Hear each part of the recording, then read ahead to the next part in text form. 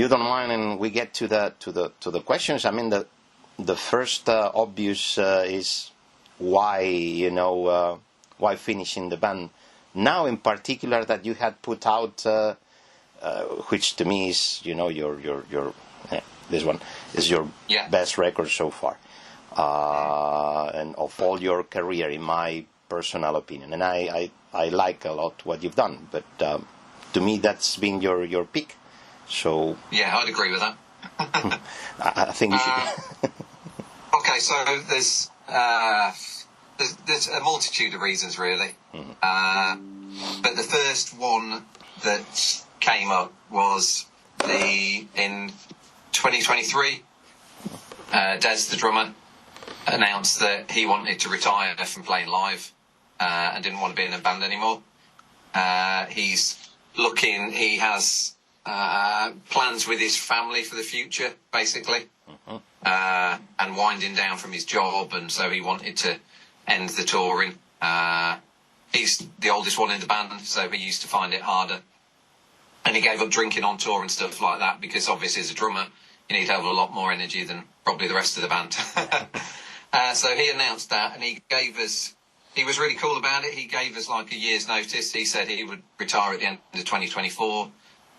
He had no issue with us getting another drummer in to replace him. And if we wanted him to, he would have left before and let another drummer step in. So me, Nathan and Ben were all keen on probably going down that route, getting a new drummer in.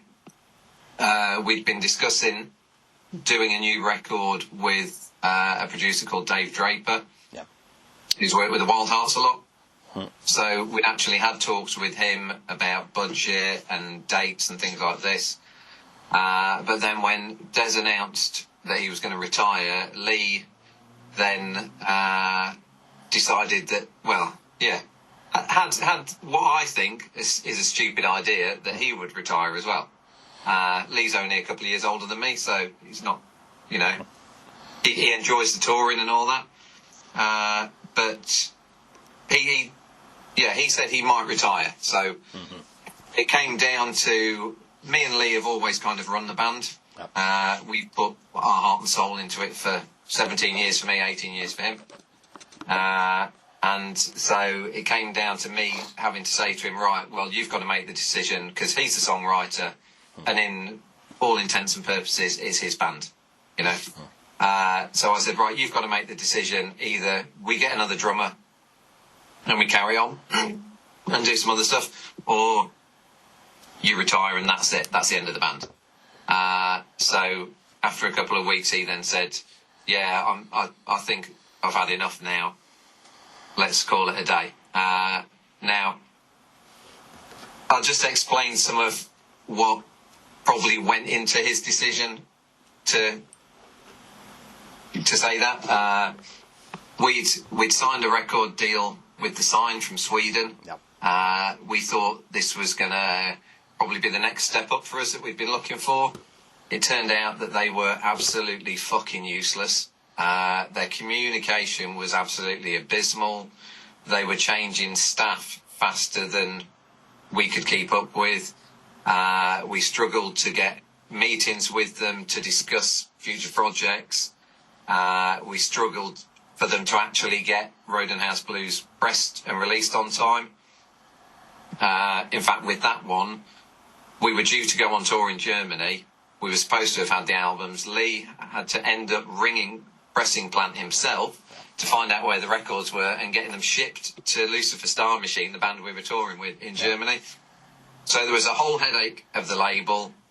Probably added in there as well is me and him have given it our life for the last 17, 18 years. We've put family things on hold. We've missed anniversaries, kids' birthdays, because we wanted to be out touring and we wanted to give it everything we could. So both of us had made a lot of sacrifices on that level. The other guys have as well, but more in recent years. The sort of mine and Lee's kids are now 19 and 21, so we'd done all that sort of constant touring when they were little. So there was that, and then we'd been trying to get a booking agent for probably the last 5 years. And as hard as we tried, we could never secure a European booking agent is what we needed, really. Now, we managed to tour quite a lot, and we did a lot of stuff, but it was all through just constant hard work and badgering people and pushing and pushing and pushing. And obviously, after that length of time, it starts to weigh you down that, hang on, when we did Black Denim Blitz, we're no further on in some ways. You know, we've got a slightly bigger fan base by Rodenhouse Blues, but we're still fighting to get every gig we can. We did tours with Super Suckers and Zeke, but that was by contacting the booking agent, badgering them to give us the contacts for each venue, and then pestering every promoter to try and get the whole tour. Mm-hmm. So, yeah, I don't think it wasn't a simple decision for him to say he was going to retire, because there was a lot going into it. Yeah, that's probably all I'll say on that. But that's the crux of it is when Lee said he was retiring, without Lee there is no Hip Priest, because he's the songwriter. And whilst the rest of us contribute, the bare bones of every song is 100% Lee. It's understood. I read something about this in Nathan's book. He don't know if you've read it. He pretty much outlines all these things and the stuff with the sign and so forth. I know that the guys in the sign have had lots of problems of their own. With one of them had a heart attack and understood. But I know you. Yeah, the main issue with them was the piss poor communication and them not willing to be honest with us. Yeah. You know, it was a case of like they were supposed to have reissued all the other albums. Yeah. And they did Black Denim Blitz because we pushed them to, and they said when we told them we were going to break up, and we were honest with them, and we said part of the reason we're splitting up is because you've let us down. And the guy was very apologetic, but then just kind of stopped communicating. We got one box of Black Denim Blitz records. They'd said that originally, working up to our final shows, they were going to do the reissues every other month so that they would get them all out. They did Black Denim Blitz and we never heard from them again. And we contacted them because they were, by that point, they were in breach of contract because they were supposed to deliver the records within a certain timeline, which they didn't. And they just cut all communication. So it was a very sad and sour way to end a relationship, really. Because at the beginning, as most record labels do, they promise you everything. But they really did deliver minimal, really, which was a shame. Because we thought, you know, when we first had talks with them, they said, you know, we've been following you guys for years. We've always been interested in you. It was one of our friends from the Drippers that put us in contact. And so, yeah, they were very grateful to him, and it all looked like it was going to be fantastic, and then just went to shit, unfortunately. We actually had a meeting before we signed with... so Ben works for Earache Records in England, and we had one of the guys from Earache Records came to the pub with us and looked through the contract and had a chat with us, and he said to us then, the key to any record deal working is openness and honesty from both sides. And... you know, and communicating that, and we just didn't get that from them, which was a shame, because had they been honest and said, you know, this is happening, we can't do this, we can't do that, but maybe we can do it this way, then that would have been fantastic, but there was just nothing. And then to just cut us off completely was... No, you cannot do that. It's a shame, really. It's a shame. Yeah. But hey, well, turning to probably happier things, I mean, what I've been reading about the farewell shows, it's basically that they've been legendary by now. I mean, memories out of those, you know, that you bring with you. Yeah, the London one was great because we sold out the venue, and it was we'd come close to selling it out a couple of years ago, and attendance at London shows for us kind of varies sometimes. You can sometimes play on a Thursday and it'd be absolutely heaving, and then you can play on a Saturday and there'd be 50 people. It's because there's so much going on in London, I guess. Yeah. And so it's really unpredictable. But so to finally sell out the Black Heart in advance of the show was really cool. That show to me, personally, was more like a normal Hit Priest show, because even though people had flown in from different countries and stuff, and there were a lot of our old friends there, and we had great support bands as well, it was, kind of like a very, very good Hit Priest show. And this fact that the place is packed, everyone's going crazy, it's good fun. Whereas Nottingham was on another level, because we'd planned that we had all of the ex-members of the band, apart from Skin Tight Tim, because he was on tour with another band, so he couldn't do it. But we had the original singer Gaz, the original guitarist Jimmy, the second drummer Joe, and then Mike, who played guitar as well. We had all of them up on stage doing a song each with us. Mike flew in from Canada for it, which was insane. Yeah. flew from Canada to play for 3.5 minutes. But it was awesome to see him, and that was great. But in addition to having the special guests, like my wife got up as well, because she used to do a lot of the backing vocals on the records. Okay. Didn't know. And we had there were friends from all over the world there, and there were friends from when we first started out in Nottingham.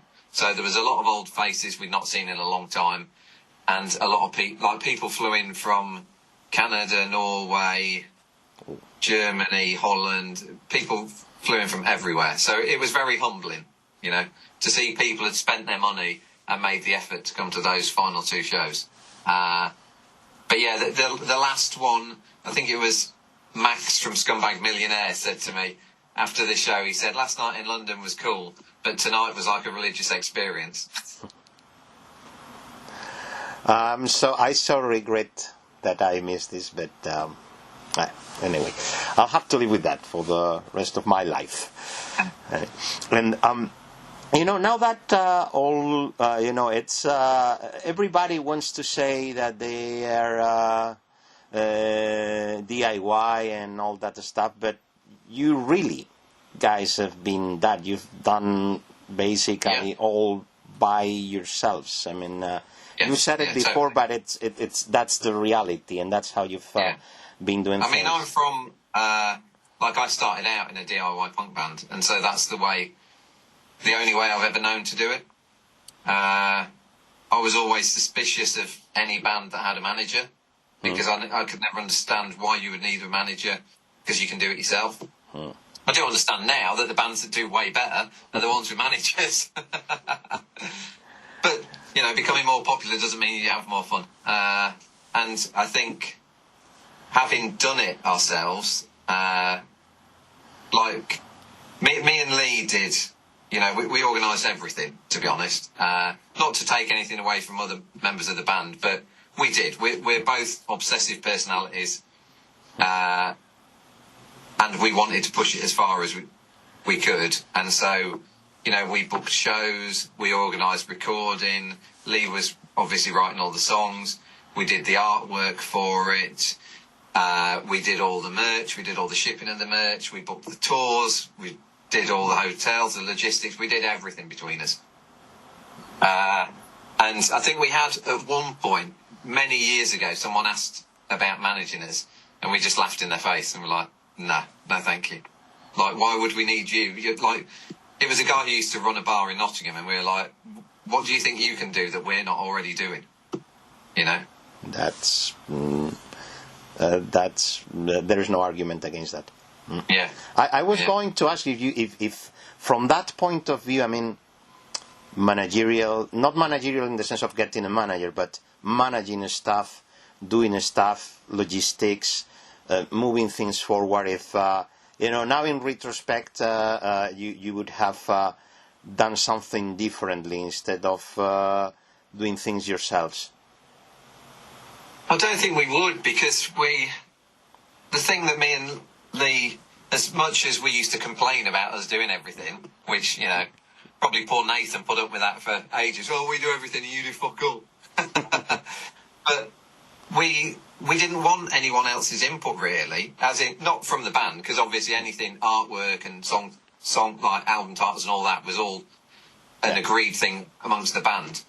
But for certain other things, we would never want anyone else saying, well, I'm not sure about that album cover, or I'm not sure about you putting that song on, or, maybe you shouldn't play that show. It's like, fuck off.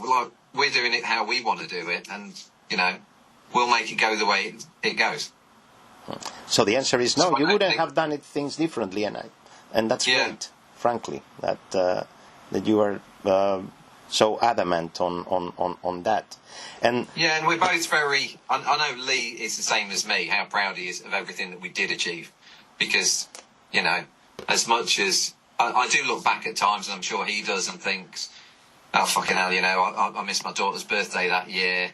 I missed, wedding anniversaries most years, things like that.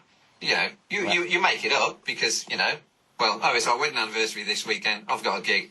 We'll do something next weekend. There's always ways around it, which is why we could never understand it when other members of the band said, oh, I can't do it. We'd be like, well, of course you can. You do what we do, but not everyone puts as much into it as me and him did, But yeah, I do look back and I know he does as well, immensely proud of everything we did because of the amount of work that went into it. And just when I look at, when we did Stand for Nothing, the amount of shows we did that year, and I've got a tour poster with them all on, and it looks mad now to think, well, yeah, that was just me and him organised all of that and, sorted out the itinerary, booked the hotels, discussed everything with every venue, invoiced every venue, did, everything. That's amazing if you think about it. And I mean, one of the things that that's probably a question that I have for, further down the conversation, but one of the things that I was going to ask is what do you take, out of these years? And probably one of them is, you can elaborate further later, but one of the things clearly is that you did it all by yourselves. And that's something to really feel proud of. I mean, no discussion on that. I would feel proud if I would have done that for such a long time and managed to pull it off against all odds, because we know that fame and fortune are not in the menu today for rock generally, and not for the type of punk rock that you are playing. I mean, that's the harsh reality. Yeah. I mean, I remember going back to when I was in my first band and just thinking, our goal in my first ever band was to get a 7-inch out, and we managed it. The goal when I was in my first band was to release a 7-inch vinyl. Okay, yeah. And that was all we wanted to do. And I remember achieving that and thinking, this is the best thing ever. We've released a 7-inch.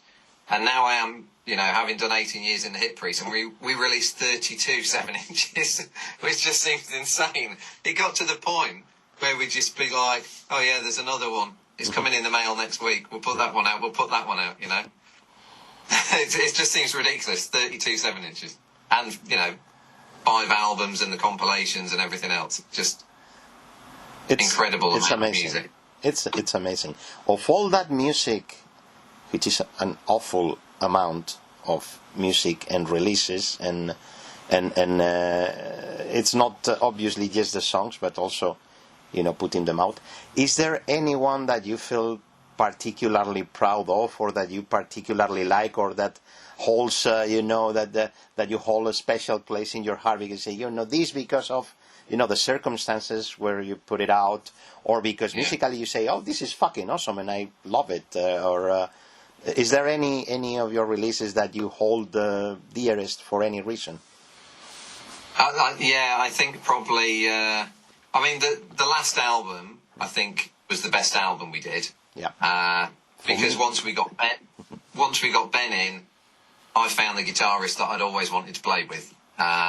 and that guy is an incredible musician, and he made a hell of a lot of difference to the band, just because he's so clever with what he comes up with. And he made me a better guitarist because he would make me play stuff over and over and over when we were recording, whereas in the past I'd go, that'll do, don't worry about it. So that's probably my favourite album, but I think the high point for me was the No Time Like Right Now 12-inch, where we did the 10-minute song. Mm-hmm. It was something that me and Lee are big fans of The Who, and you know, their whole rock opera thing and getting 5 songs into one. And I can't even remember how we came up with it, but I think me and him, probably drunk in the van, came up with this stupid idea of, let's do a 10-minute song. And he went away and then he came back with it. And what he wrote, I think, is absolutely genius. It was the first song he'd done that had that socio-political content lyrically. I think, like, lyrically it's incredible. It works as a 10-minute song. And also, we had, Joe was playing drums for us at the time. And we rehearsed it for weeks. And then when we went in the studio, it was the 3rd take, and we did drums, rhythm, guitar and bass in the 3rd take. That was it, all in one. And so, yeah, well, probably my favourite song we did. And it was just, there was just electricity in the room, and it was so easy working with Joe, the drummer. And he just made that happen, just us 3 in a tiny little room, facing each other and doing that, and to pull it off on the 3rd take was pretty incredible, I think. In particular for that song. It's not... Like, we had sheets of paper all over the walls of what part came next. It's the minute, you know. Of course, of course, you needed that, and I mean that's probably quite a fond memory. What you're telling me. What other, you know, during the life of the band, what other moments have been sort of branded in your brain, that you will. No, I mean, like to remember. I suppose there's a lot of stuff, but you know. I mean, doing America, we did America twice, and that was the same thing. We had to fly in as tourists because we didn't have visas, and borrow guitars and everything off all the other bands. Both of those were really good fun, because I never expected us to ever manage to pull that off, but to do it twice was pretty incredible. Shock Festival. The last time we did that was amazing. We'd done it a couple of years before and been sort of 1st or 2nd on the bill. Mm-hmm. And then we went back when Ben had joined, and we played sort of mid-bill, I think. And there was a hell of a lot of people there to see us. And that was pretty special because I love that festival. It's probably my favourite festival. And so to play that and go down so well was really good. And then I think probably some of my favourite memories are the stupid shit you get up to in the van and when you're drunk after shows. And also just getting to meet a lot of bands that influenced us in the first place, playing on festivals with other bands that we were big fans of, and then becoming quite good friends with some of them. So like Happy Tom from Turbonegro, I remember the first time we played in Oslo, in fact, a couple of times we played in Oslo, he came down to see us, bought us beers, hung out. That was pretty fucking special. And then touring with Zeke and the Super Suckers. Zeke are one of my favourite bands of all time. And I'd now count them as friends. So, yeah, they're probably my high bits. But going back to what I said a minute ago, it's all the stupid stuff that you get up to and the laughs you have as a band that are my favourite bits. I've got so many stupid videos on my phone from either at 3 a.m. in a bar or backstage, you know, everyone drunk and just being idiots. That's the bit that I'll never forget. That's so cool. And of all those things, I mean, the cool memories are great. That do you have any from all the touring stories, any particular sort of crazy story that you say, okay, this is where we probably made the biggest mess, and I don't mean on the stage. I mean, whether the weirdest shit that happened to you, or one story that is sort of on the top of crazy stuff that happened to you guys on the road. There's a lot of messy stuff from the early days, but I can't really go into it just because of. That's, yeah, I respect that. There were stupid things that went on with too much drink, too much drugs, and things happen. I can imagine that, and sort of without getting too existentialist or something, but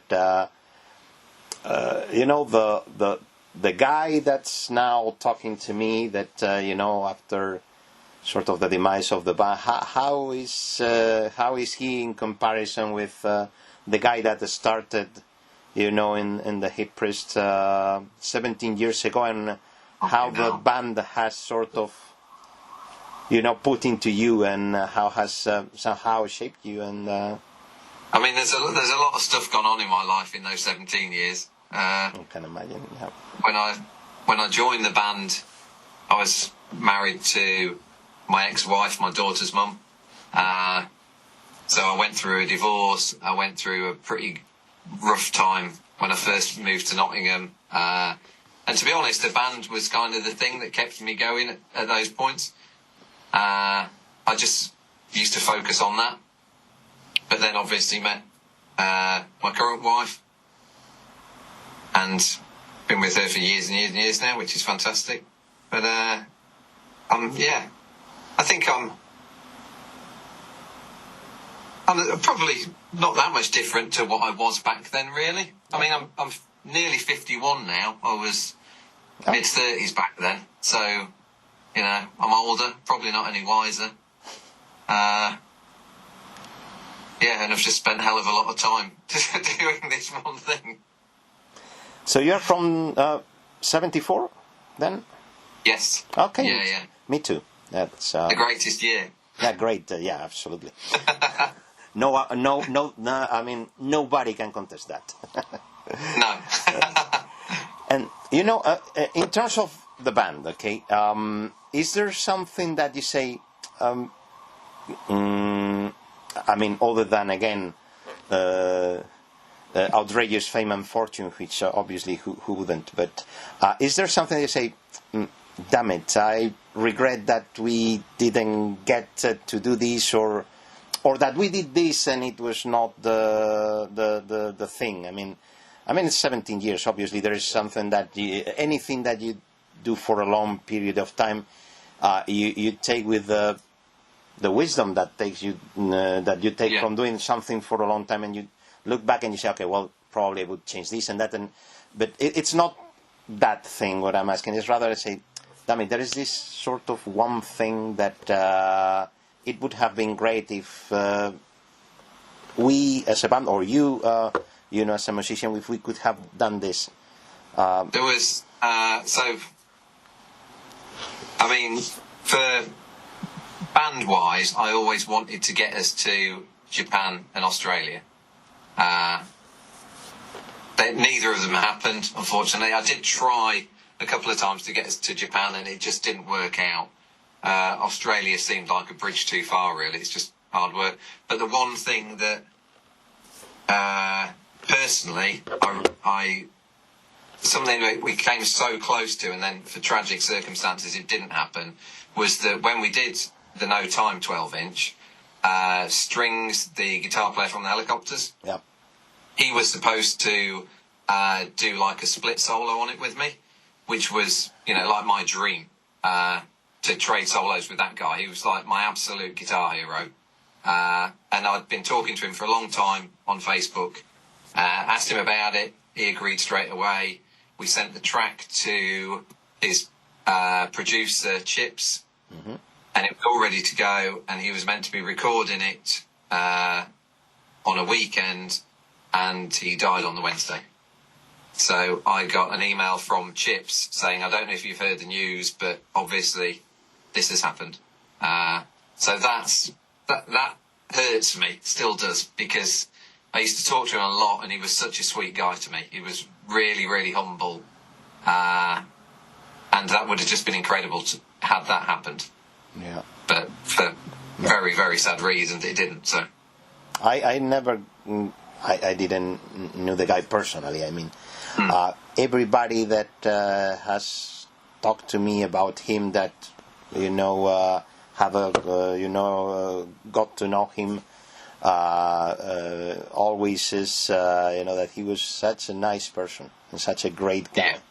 So it was really sad. I think it got us all by completely off guard, and it was really, really sad. I'm sorry to hear about your particular, I don't know how to call it, experience. Yeah, I remember saying to Lee at the time, if this happens, if I do a solo with him and that happens, that's it. I can put my guitar on the wall and just give up. And just give up. I've reached the top at that point for me, Damn it! It would have been great to have that, and why not? I mean, always anything that It was a guy that you could see that everything he put out, musically speaking, there was a lot of personal involvement and passion into that, and you could see that, and he really got into it. And anyway, it's we are not going to be changing anything with that, unfortunately. So, what do you, of all that, of all these 17 years, in the what do you think you're going to be missing the most? What am I going to miss? Yeah.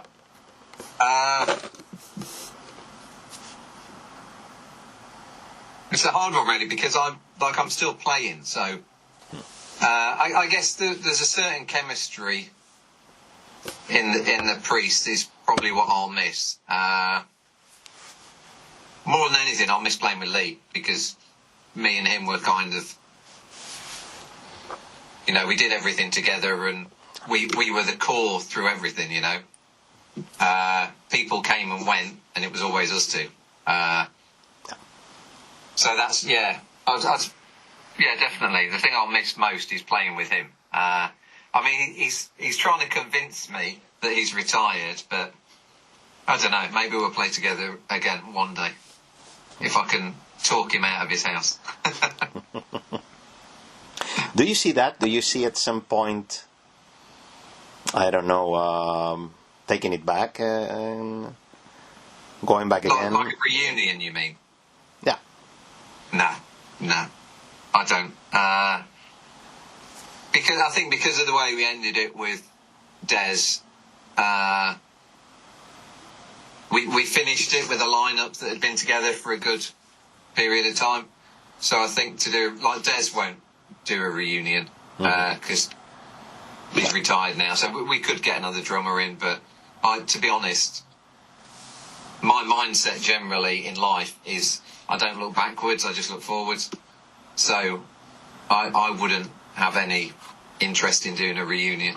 I was suspecting you would say that. Yeah, we did what we did, and we achieved a lot. And I think the Nottingham show was a perfect way to end it. For us to play again at some point, I mean, bands reunite normally 10 years after they've split or something. 10 years after we split, I'll be 60, nearly 61. Nathan and Lee is one or a few years older than me, sort of thing. Everyone's going to be in their 60s, apart from Ben, because he's the kid. Yeah, wouldn't make sense, right? Yeah. And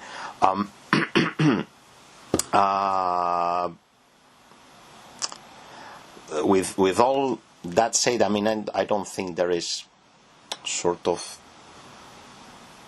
that much to say, but what I would, I don't know. Well, there is one thing that in particular I wanted to ask you, because I know you are doing more music, but in terms of, not exactly all that you're doing. Musically speaking, what are your plans, and what are your next steps? What you have in mind? I'm in two other bands at the moment. I'm in a band called Scene Killers, which has been going for the last probably 4 years or so. We've put out 2 records. We're recording our next one this weekend. That's with one of my oldest friends, Luke. He's the drummer. And we've been talking about doing a band together for years, because we played together years ago. And then it just so happened that Jesse, who was the singer from some East Bay bands, he moved from America to Nottingham. And so we kind of started that off. We played one show before lockdown, so it was around that time. But yeah, we've done 2 records. We're about to do a third. And yeah, we're playing this weekend as well. So we kind of play regularly and do that. I know a lot of Hip Priest fans don't like it, which I quite like, because I don't see the point in playing the same music that if you're doing one band that's doing something really well, there's no point trying to do a second-rate version of it. And it's all that, it comes from all the sort of snotty punk and hardcore that I really love, so it's a lot more like that, and it's a lot more awkward sounding and angular and discordant sort of thing. So there's that, and then both me and Ben also play in a band called Reduced, which is one of Ben's oldest friends, Sid. It's a band he put together, and then he lost his bass player and asked me to jump in. At that point, Ben jumped in as well, the second guitarist. And that is... so I saw the first Reduced gig when Sid was playing with a different lineup. And when I watched them, I thought, I want to be in that band, because they're really good. Because one of my favourite bands is The Replacements, and it's very much like that. It's like The Replacements and The Saints. And yes, Sid has become a Replacements Saints obsessive, and he's writing loads of really, really good songs. So there's a 7-inch out, which me and Ben don't play on, but Sid recorded it with the drummer. Mm-hmm. But we're working on songs at the moment for an album, so we'll probably do an album. Cool. Early New Year sort of thing. That's good to hear. And I mean, is there anything? Obviously, this is not the platform to say anything about the Hip Priest that has not been said before, with basically your music and your gigs and your time, on the road, basically. But is there anything, I mean, the band is done and closed and properly done, basically, and but is there anything you want to say that you have not said in this interview about it? Probably we had this kind of, I suppose it was kind of like it's like a fan club, I guess. This group called the Spasm Gang. You mean these guys? Yes. There you go. I'm member 312. Oh, okay, cool. Yeah, so that's another thing that I am proud of, was the fact that we created this thing. I remember saying to Lee, because we'd got matching jackets with the back patches on. No. And I found a place that made back patches in Indonesia, of all places, I think. But he used to ship them to me. They're really cheap. They were great. But I said to Lee, let's do a fan club thing and see what happens. Because we'd been doing limited edition. We did a couple of 7-inches that were really limited to like 30 special edition. And then we thought, well, we'll do this fan club thing. So you'll get, when part of being in the fan club is that you will get a chance to buy a special limited edition version of every record we put out. And there will only be 50 or 100 of them, so you've got to be in the Spasm gang to be able to buy one in the first place. And you need to be fast, too. I know about yeah. Yeah. So we did that, and that was like such good fun. Well, good fun in one respect and pain in the arse in others, because it was good fun coming up with things that we could put in with the records, but a pain in the arse when I had to sit there and ship them all and put all these extra things in the records, and because Lee always wanted to do sunglasses, and I always said, I'm not doing sunglasses because you can't put sunglasses in with a 7-inch record. Nope. But yeah, so we did that as kind of because I'm a vinyl collector, so it was kind of part of my self-indulgence doing that sort of thing. Lee loved coming up with all the ideas for it. But what spawned from that was this community of people around the band who became really good friends with other people from around the world. At the last shows, a Swedish guy called Roland came over and met people that he's been talking to online for years that had never actually met face to face, and met loads of them, and he said it was, incredible. And so what it became was something pretty special, I think, in the fact that people made friends with other like-minded people from around the world, and in a lot of cases, those friendships meant that they were influencing each other on different bands and music to listen to, and on a lot of occasions, one member would travel to another country and would meet up with people, and they'd put them up in their house and this kind of thing. So I think that was one of the special things that we did, was that there was this whole community of people, and I think it's like 330 or something in total. Okay, so I am okay. I'm the next to last. So there was, but a lot of those have come and gone over the years. So, but there were a core of probably 70 or 80 that bought everything religiously. As soon as it dropped, they bought it straight away. And it was that core of obsessives who we knew that no matter where we toured, there would be someone in a black denim jacket with a Hip Priest back patch on, because it spread that far. We played San Diego and there were people there. We played Oslo, there were people there. We've played all across Germany, there's people there. It's, it might just be one guy stood on his own looking awkward at the bar, but we spot them and go over and have a chat, and, Yeah, that's so cool. Yeah. I saw that somebody was asking the other day, in the group about Facebook, about continuing or not continuing, and some people offering to continue. And you said something that made sense. I said, well, I mean, it's what it is and it's done. But if somebody wants to, move it forward, it is. I mean, it's why not? I mean, it's whatever connections people have made, and I'm sure they'll be kept because there is already that connection, not for other reasons. Even if the band is no more, the people, I'm sure will still keep talking to each other and I would hope so. We're leaving the Facebook page up, and we've kept it as a private page, because otherwise it will get inundated with spam. Oh yeah. So we've kept it as a private page. However, I've changed the settings now so that people can add their friends, and you don't have to be in the Spasm gang, because that was always the thing. You had to have joined before I would add people as a member. Yeah, I know that. Whereas now, I've opened it up, so if people want to add their friends or their wives or whatever, then they can do, and that community can carry on or not. It's up to people whether they do it or they don't. Like me and Lee will still be the admins on it, and chip in if there's something interesting we need to talk about, but other than that, it's up to people to do with it what they want. Yeah, and I would hope that those friendships will still stay in place, and people will still stay in contact and share music and meet up at shows and things like that. That would be just great, and I think that'll happen. I'm sure that that'll happen for sure.